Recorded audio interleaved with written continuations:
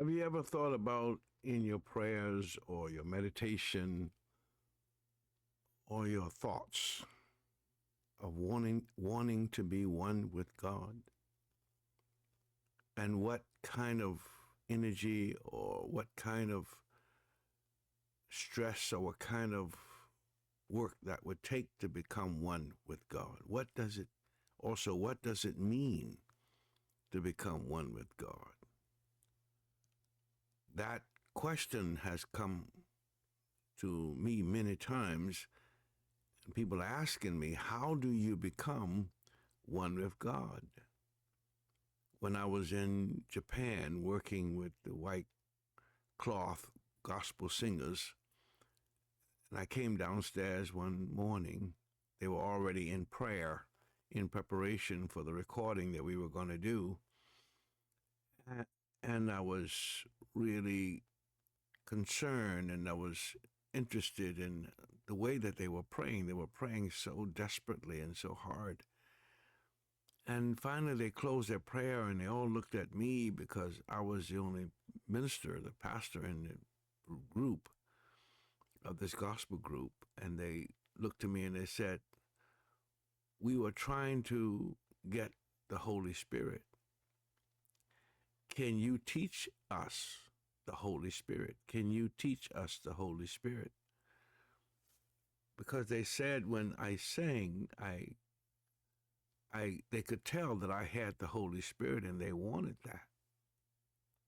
And I said to them, the Holy Spirit cannot be taught. You have to really want it, and you were on the right track by praying, asking God to send you the Holy Spirit. But you cannot just want the Holy Spirit for the sake of the Holy Spirit, for the sake of some trophy or something that you can brag about that you have the Holy Spirit. The Holy Spirit only comes to you because there's a need for you to fulfill a certain destiny that God has ordained for you to do. And God sends the Holy Spirit. Jesus said, I will send my comforter, which is a caretaker, so to speak, a guide, a light to help you to understand. It gives you wisdom, knowledge, and it gives you patience. It gives you all the faculties you need in order to maintain your direction towards your divinity. But going back to this understanding of wanting to be one with God is a huge task. It's not an easy thing to do. It was supposed to be easy. It was not supposed to be a hard thing at all.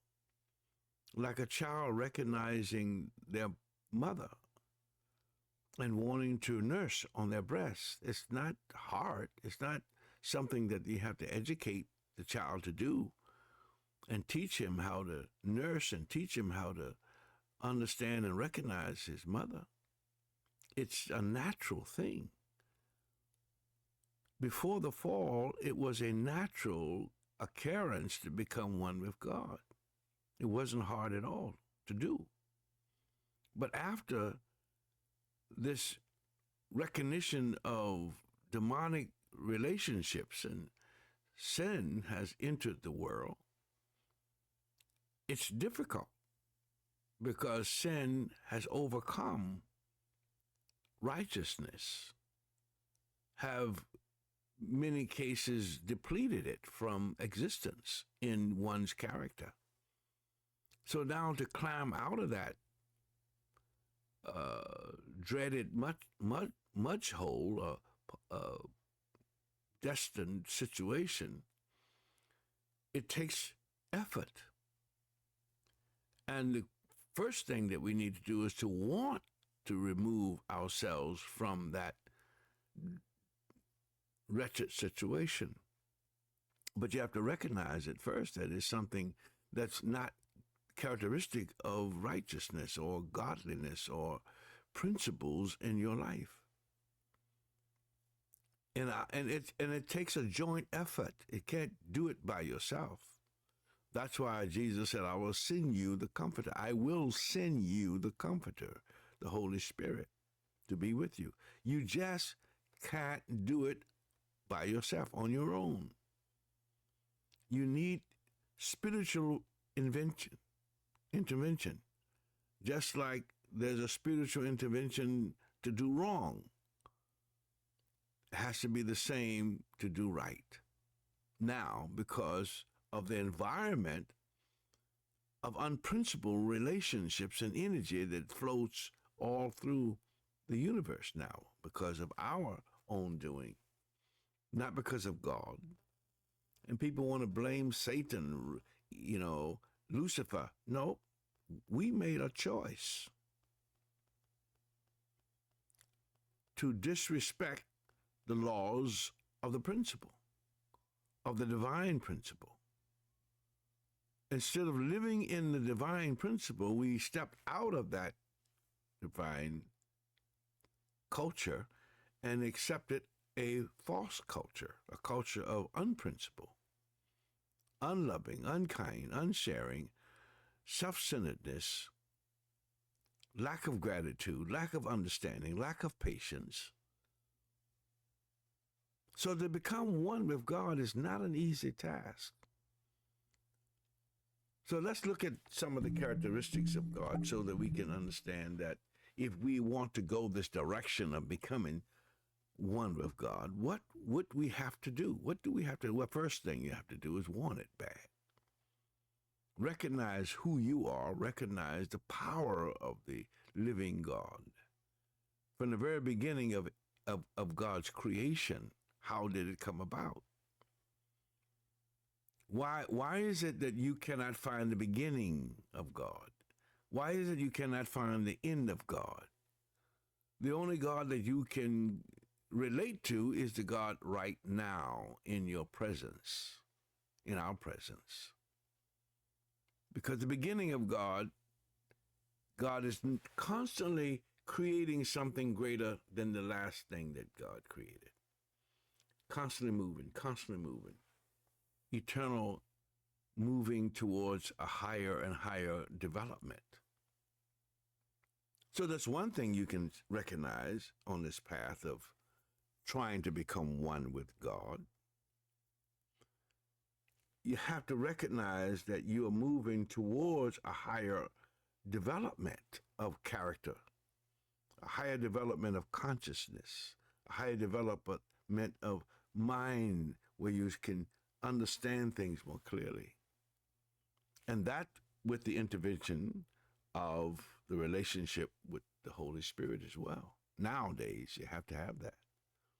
In the beginning, that wasn't necessary, but now you have to. In the beginning, religion wasn't necessary, but now you have to have it because it's part of the existence of the situation now that you need help.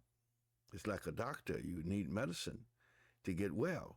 The Holy Spirit helps you through the fundamental problems of the atmosphere now that has taken on its own character that is unprincipled and ungodly.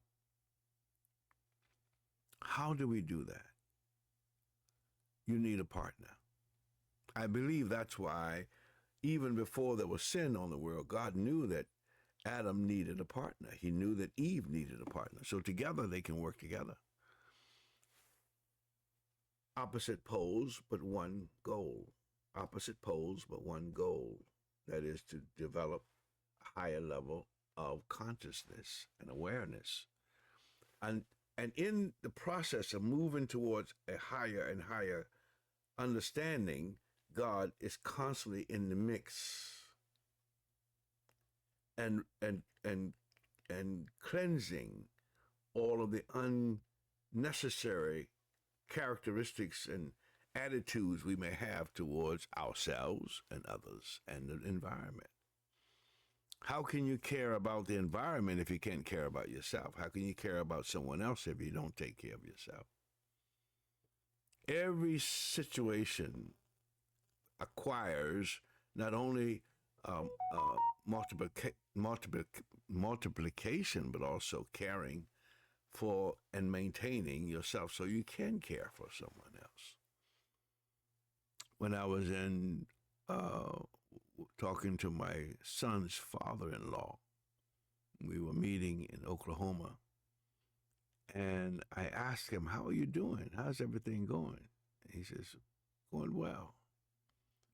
I don't have much to do right now. I have only one thing that I must take care of, and that's what God gave me. He gave me this body, gave me my mind, and I need to maintain it and take care of it because it's a gift from God. And whatever I do has to be a part of that respect. How I handle myself, what food do I eat, what I think, has to be a part of that respect that God gave this gift to me, my life and my body. So I need to take care of it." I was so moved by that. So interesting. My lungs, my heart, my kidneys, my liver, everything that God gave me is a necessary component for my life. So do I want to live, or do I want to respect the gift of God? That's a part of becoming one with God, keeping yourself healthy. I think that this is a big subject. It will take more time than today. But nevertheless, thank you for tuning in. This is Levi Matthew Billups Doherty. My friends call me Levi BMW. I'm not a BMW. Levi MBD. That's my nickname, BMW. But MB, I'm part of the clan of the Doherty clan, and so I'm working out of the Kingmaker Foundation, the True Kingmaker Foundation. It's a magazine that we try to care and show for. God bless you. Thank you. See you next time.